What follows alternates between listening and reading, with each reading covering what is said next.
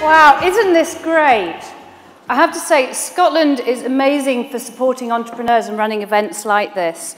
And it probably does go back to the history of where the Scots have invented more things that have been useful to this world than any other nation. So it's great to see everyone here today. The programme says that I'm going to talk about how I started my business and the successes along the way. And I'll also tell you about a few lessons I learned along the way. You're going to start to see a bit of a repeat in some of the themes today. We saw Gregor earlier on, and the videos we saw, a lot of things that people say that run businesses, the same themes will come out because it is the same things that make them tick and make them work. So hopefully you'll gain a lot of information today. The first businesses I ran were actually quite profitable, but were never probably going to rule the world. At the age of 6, running a puppet show in my front garden with my sister. At the age of 8, we had a sweetie stall at the end of the driveway. And then at 10, I'd progressed to selling office stationery at the back of the classroom. Finally, in 13, I was hijacked some excess fruit from a pick-your-own farm and managed to send it all up to Covent Gardens and sell it at a profit. So when I left school a little bit early, but at 16, I already had a bit of money in my pocket. I had planned to go to college, but I was persuaded by some people to come and work in the marketing area of one of their businesses, and thought it sounded like a good idea on the condition that they paid for me to go to night school, and I did an A-level. And when I say I went to night school, I actually only turned up for 2 lessons, but I do have business studies A-level, so business must sort of come naturally, maybe from everything I learned in the past before that. The first real business, though, that I ran was an office stationery supply business at the age of 19. I thought it was great fun running a business at the age of 19. I felt really special doing it, and I really enjoyed it. I learned a lot, though, and it was great. One of the things I did learn is that your friends will tell you all the time, you're your own boss, how fantastic, you can work whatever hours you want, isn't that great? Gregor said that he's been known to be found asleep on a keyboard. Well, running your own business is a bit like that. And also thinking about how you come out to the public.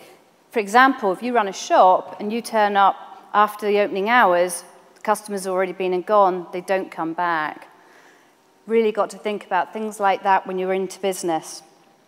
I ran the office stationery business for a couple of years, enjoyed that, but I then decided that it was time to go out and see the world, and I went traveling, so I headed off to Australia. Living in Australia for 3 years and working there in marketing, I learned an awful lot. Marketing is a very good grounding for working out what makes businesses tick. I then left Australia and came back to the UK and came to visit Edinburgh 18 years ago. Fell in love with the place, and I'm still here.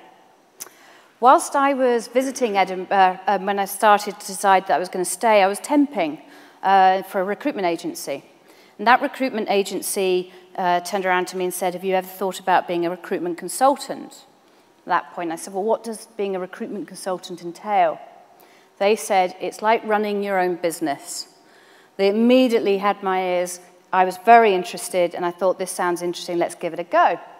Within a year, I was moving accountancy and finance professionals all over the globe.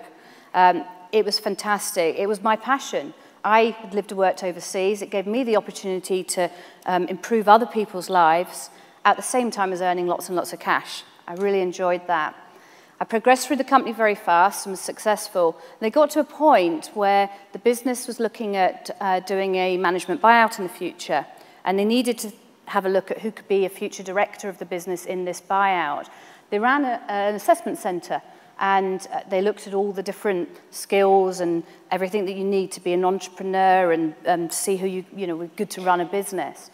They sat down with me after doing the assessment centre and told me that, yeah, I looked like I would be a really good entrepreneur that could help run this business and become a director of it. It's nice to get that vote of thanks. When I was putting together the presentation, I had a wee think about what skills would they have been looking for, what does an entrepreneur have, and what do they need to be successful in running businesses. And I thought back about things that I've had to tap into over the years.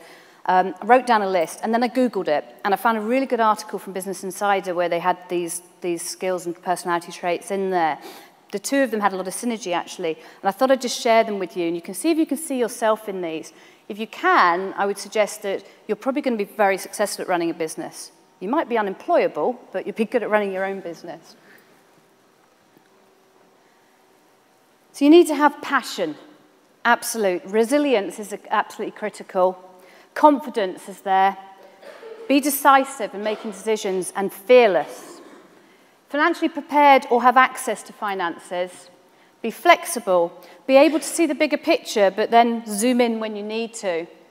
Have the ability to sell, but also be balanced. All of these things definitely assist in making you, in your journey of success in running any business. So I sat there and I pondered this idea of becoming a director of someone else's business and maybe inheriting some of the problems they had, working with the wider picture of the business when I enjoyed my niche area more. And I thought, do I want to do that? Do I want to take that step and become a director of this business and go through the buyout? It sounded quite exciting at the time. I had a lot of encouragement from friends and family saying do it. But me being me, thought about it long and hard. And in July 2000, instead of that, Think Global Recruitment was born. Set up the business in a small office in Edinburgh on George Street, and we set it up using credit cards, some cash that I had. I used a small business loan and a small grant from Business Gateway. Get as much finances from everywhere I could. Latterly, my personal partner invested in the business in return for some shares, and then after that, we also used cash flow financing. I would say now I wouldn't go back down the cash flow financing or the credit card route. They're both very expensive ways to finance your business. Cash flow financing is also very time-consuming on the paperwork. I apologize for any banks here, but maybe if they streamline that, it might make it better.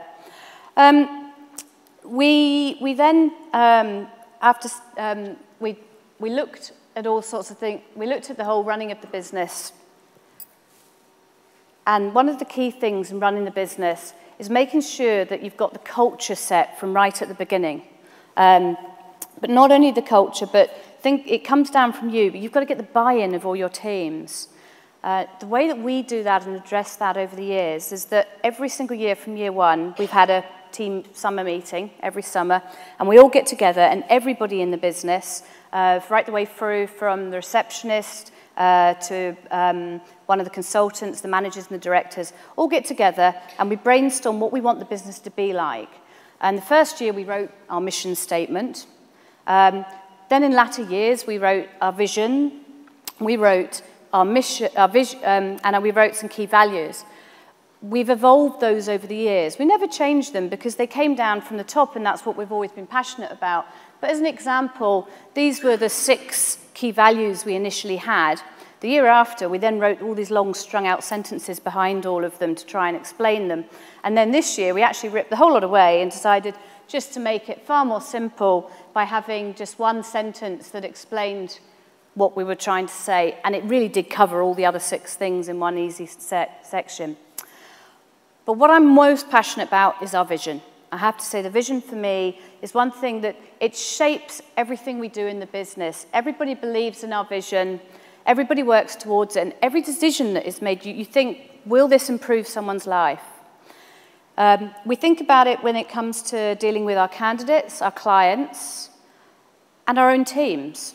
When we're thinking about will it improve the lives of the families of our teams, or maybe the candidates we're moving around the globe, even our suppliers and the charities we work with, anybody that's a stakeholder in our business, we like to think that if we can improve their lives, what comes around goes around. That's also differential for us being a recruitment business. It's very key to think about differentials in your business from the start. A year down the line of starting the business, we had expanded from a small office, knocked down a wall in the building and gone bigger in Edinburgh, and we opened our Glasgow office. Everything was going screamingly well. We thought, we rock, everything rocks. In fact, it rocks so much we bought our own taxi. Fantastic. We were having fun. One of the first lessons I'd say is also when you're setting up the business to start with, there's a lot of entrepreneurs that are very good salespeople out there, and they'll always be wanting to sell you things. Think carefully about what you're going to buy and what you're going to spend your money on. Maybe not vanity projects, but sometimes they can be good to get the word around. In fact, that taxi was one of the first taxis in Edinburgh to have advertising on it. So at that point, it was far more noticeable than the black cabs. The other side, though, is you also do need to take risks sometimes, and you do need to speculate to accumulate. If you're going to build a business of scale, which was what our plan always was, then investing sometimes does pay off. Innovation's really important, and it starts with actually your first idea of what you're going to do. What makes you stand out? What's going to make you different to all your competitors? What are people going to be interested in? I was at a conference a few years back, and the presenter was the head of HR for a very large global accounting firm. And he was presenting to a lot of recruitment companies like ourselves. They were actually giving him a bit of a hard time at the time because they said that they were trying to get business from him. They could never get in the door. They couldn't answer the phone. They wouldn't answer the phones. They couldn't put their candidates forward. And they just thought it was a bit unfair from their side that they weren't able to do business with this organisation, and said other organisations of similar size have been the same. I naively was at that point sort of a bit confused, and I stuck up for him and said, well, we never had any trouble. I don't get that. And he stood up in front of the room and said to everybody, Think Global Recruitment was ahead of its time. They found international candidates for us. They went and did the market from overseas, and they did something that no one else did. We had no choice but to use them. I felt very proud at that moment. We had found a niche, which was fantastic. We continued to innovate, though, and we came up with a conference, Accountancy Worldwide. This pushed us as a brand leader. We had companies coming from all over the globe to present, to exhibit at it, and indeed interview people at the conference. The companies paid to attend it, which is fantastic, and we actually had companies fighting over attending it. We had Goldman Sachs, Ernst & Young, and people like that who still come to this day, year in, year out. We get them to attend our conference, which is fantastic. But when I say you need to innovate, you need to keep innovating. We saw it earlier on McGregor with the morph suits. He's thinking about new ways all the time. If you go back to that HR chap who was talking at the conference, one thing he said was, Think Global Recruitment were ahead of their time. I was proud that he said we were ahead of our time, but the word were made me keep thinking. So I've come up with new ideas as the business has continued, trying to be ahead of the game, always thinking about ways that make us stand out from our competitors.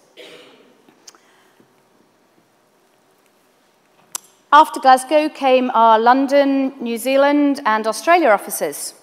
They were fantastic. We got actually approached to open the London office initially by a couple of competitors. They said, can we come and run this office for you? We like what your business does. And we said, why not? They came in. They did tremendously well. They rocked. We rocked. Everything was absolutely fabulous. And that then meant that when one of our ladies in Glasgow said that she was returning to New Zealand, we said, great, set up the New Zealand office. And then another manager from London was going off to Sydney, and we sent him off to Sydney. So he set up the Sydney office. It was fantastic. However, I'd then say my lesson number 3 that I would share with you, in fact, no, let's make that lesson 3 to 100. It's about people. People, when you're running a business, if you're employing them, will be probably part of the most joyful thing that you'll ever have, the most important thing, but sometimes they're also usually part of a lot of the headaches that you might have. But if you invest in your people and you get it right, then they can be fantastic for you. When you're expanding, you need to bear in mind things like a manager who has only experience of managing a very small team might need a bit of support and transition and time to transition into managing a really large team. Good salespeople don't necessarily make good people managers. And putting somebody on the other side of the globe can feel a bit remote, especially when you've got different time zones to work to. We worked hard at these types of things and trying to make them work well. I loved our solution for the other side of the globe and keeping that going, because that involved me getting on a plane. I used to work 2 months in Australasia, 2 months UK, 2 months Australasia, 2 months UK. absolutely fabulous for me. It might not suit everybody else's lifestyle, though, but I would do anything for the business. The other things that really worked well, we wanted to duplicate our business into other areas of the world, was that we, in early days, put together systems and processes that we documented. So when you opened a new division or a new office, it was almost like we had a package all ready to go. We also did use existing staff in our organisation to go into other offices so the culture of the company was developed around as you grow, which is another useful tip to do. We went through investors and people very early in our business as well, and that to me again was about setting up really good systems for internal communication. Communication is one of the key things in any organisation, but also it did show that we were investing in training, development, rewarding and recognising our staff, which was really important. When you're thinking about staffing, you need to consider several different things. One, you'll hear often, and that is, don't be afraid to hire people better than you. That will excel in your organisation. Also, do look for people who can fill skills gaps that you have. Don't undervalue your time. Your time learning something that maybe you don't like or something that you're not going to be so good at could be better spent by getting someone else in to do that. Work out what motivates your teams and then do things to keep them. Keep the good people close to you. Keep the good people. But do realise also that sometimes as an organisation grows, the people that were in your organisation right at the beginning might not grow so well with it. Sometimes you have to cut loose. But my advice on that is don't rush to cut loose. Do think about if that person is passionate and loyal about the business like you will be, then you can maybe provide that training and development to help them come through the other end of it and still be with that business, because of loyalty is a very valuable source to have. Recruiting the right people is absolutely essential, and thinking about what you want from the people that join your business. It costs money, but it costs time, and it also can hurt staff morale if you make the wrong choices in recruitment and people come and go. So have a look at your recruitment process, how you're going to interview people. Not just technical skills. Don't just look for technical skills and experience. One of the things I find is actually key in our business is looking for the right personality set. Somebody who has that personality that has common traits to how we are, that would fit in with our environment and our culture is often more important. I can teach people certain skills, but I want that person to fit in with us. You can use things like competency-based interviewing, and you can use various tools to assess people's personalities and get training in that. You can also outsource some of this. Even we use recruitment agencies to find us staff. The type of rewards you can think of giving to staff, think of things that they're going to really want, know what they want. We've given away Gucci handbags, stereo surround sound TV systems, tag watches, holidays to Thailand, Las Vegas, all sorts of things, just for people achieving 33% over target in their quarter. It actually has paid off dividends. It's a fantastic one because a lot of rewards you do get stale after a while. This one doesn't, because people choose each quarter what it is they're going to be working towards and they get something new. The toughest time for us was in the recession, at the beginning of the recession. We realized that companies stop recruiting when there's a recession on, and that's where we made our money. So we did decide to cut down some of our overheads, which did involve letting some people go. I'm really proud of the way that we communicated and rolled that out.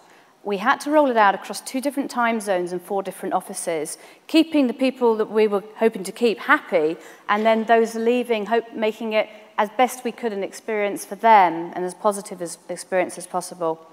A lot of the people that a few of the people that we said that we were going to let go came back to us and asked if they could stay with us and work for us commission only. A number of people who left are still best friends with our organisation and still recommend us to many others. So I feel that the communication there worked really well, and it was all about doing it fast and having an equal message, making sure the entire management team were delivering the same message across the organisation. You want to always think about that. Don't leave things too late to communicate. If there's big change in your organisation, the rumours will get out before you've had the chance to give your message, and they can get a bit of a mixed message and get confused, and it can cause issues. But that was then. The recession's over now. We've got a lot of exciting times ahead. We've recently added an oil and gas division to our team. We're doing international oil and gas recruitment as well as the accounts and finance.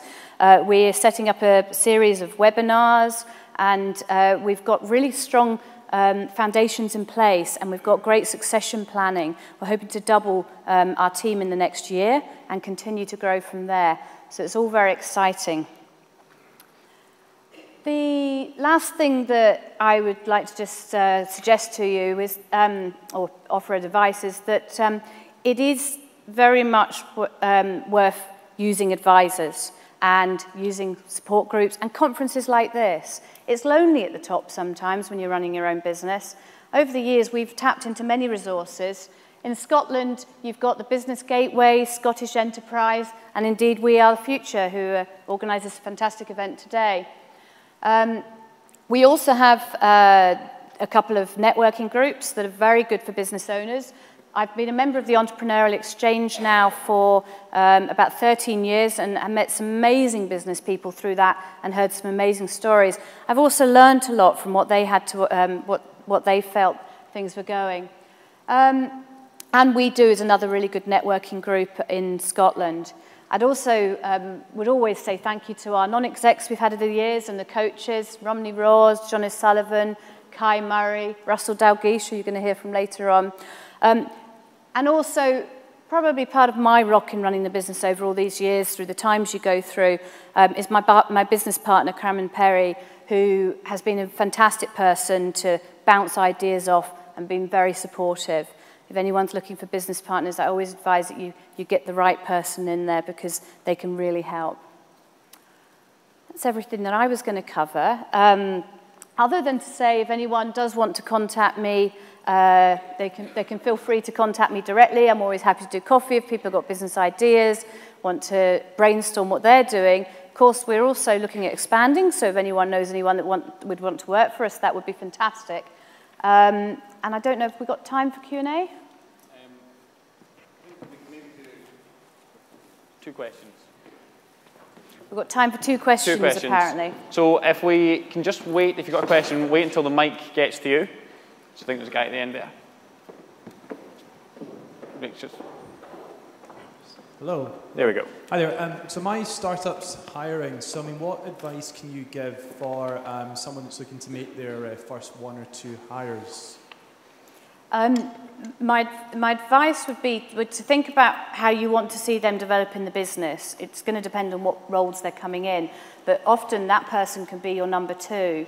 My first hire worked with me for 8 years, and she came in initially as a junior secretary, worked up into running an admin team, and then moved into as our HR manager and got fully trained. So getting the right person there, but somebody who's passionate and loyal is going to work hard for your business at the beginning as well, I think is really important. And just looking for that person that's going to be behind the idea and believes in it. Okay, one more question, just at the end there. Can you wait till you've got the mic? Thank you. You said that you set up on George Street, which is obviously a very central, but probably also a little bit more pricey location.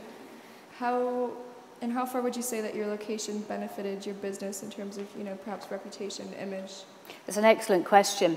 One of the reasons we selected to be central was that one of the hardest things in our role is attracting good recruitment consultants. And we wanted to be somewhere in the city centre where people would want to work. And also we wanted to be somewhere where our clients who might fly in on aeroplanes could get to, our candidates could get to easily if we were going to do face-to-face meetings. So it has paid off. We actually moved into the top floor of our building a few years ago, which is a penthouse floor. We have views all the way down to the water, and we have views of the castle. That's very attractive. It does come with a little bit more price on it. We review every year whether we're going to move, but no one can find me that view yet, so we haven't. Okay, thank you very much, Abby. Thank you. Abigail, sorry.